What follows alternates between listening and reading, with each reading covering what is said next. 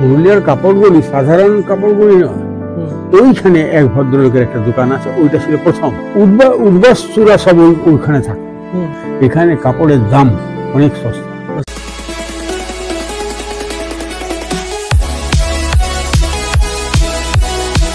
Hello guys, welcome to Purulian blogger. Purulian ব্লগারে সবাইকে স্বাগত জানাই। বন্ধুরা, আজকে আমি উপস্থিত হয়েছি এমনই একজনের কাছে যিনি বহু বছর ধরে আমাদের পুরুলিয়ার বিভিন্ন বিষয়ে গবেষণা করে চলেছে। তার কাছে অজস্র জ্ঞানের ভান্ডার রয়েছে আমাদের পুরুলিয়া সম্পর্কে। আজকে আমি এই আলোচনাটা শুরু করব পুরুলিয়ার কিছু ইতিহাস নিয়ে।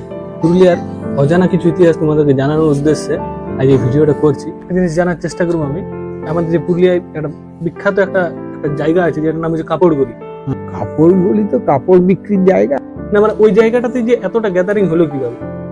না, ওটা স্বাভাবিক প্রক্রিয়াতেই হলো। ওই গলিটার মধ্যেই মারোয়ারিদের দোকানগুলো ছিল। আর দোকান ছিল মানে এক মারোয়ারি থাকলে আরেক মারোয়ারি, আরেক মারোয়ারি থাকলে আরেক মারোয়ারি আসবে।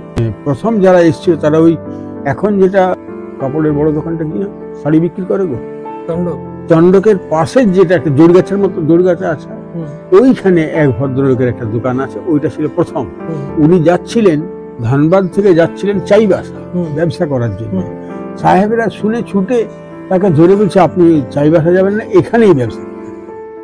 তখন তো ব্যবসায়ী পাওয়া মুশকিল না। তো তাহলে ব্যবসা যে করতে বলছে, তো তখনও তো পুরুলিয়াতে নিশ্চয়ই দরিদ্র সীমার নিচে লোকজন বাস করতো, থাকতো। তো তাহলে মানে আমার মধ্যবিত্ত ছিল, কেনাকাটা হবে কিভাবে?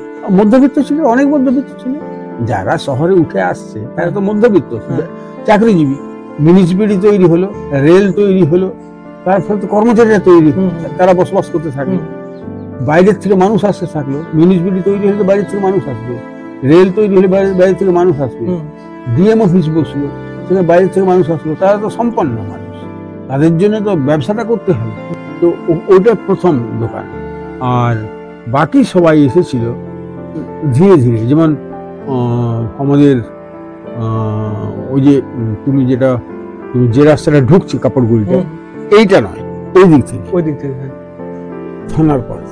আচ্ছা, থানার পাশ দিয়ে যেটা আছে সেটাকে বলা, সেই ওটার নামই হলো উদ্বাস্তু।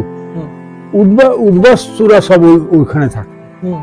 উদ্বাস্তু মানে যারা বাঁকুড়ার থেকে, কলকাতার থেকে এসে তারা ওই রাস্তাটাতে থাকতো, এরাও উদ্বাস্তু। আমাদের এই চন্ডক চন্ডক মারোয়ারি। হ্যাঁ, পরবর্তীকালে ওরা কেউ পুরুলিয়ার বাসিন্দা না, কেউ না, সব রাজস্থান, মানে উড়ে এসে জুড়ে বসে সব রাজস্থান। এখন তো ওরাই মালিক। এই ছিল আমাদের কাপড়গুলির ইতিহাস। আস্তে আস্তে জমায়েত বাড়তে থাকলো, ওখানে কাপড়েরই বিক্রি যাবে, এবং কাপড় বিক্রিটা এটা ইন্টারন্যাশনাল একটা শিক্ষা।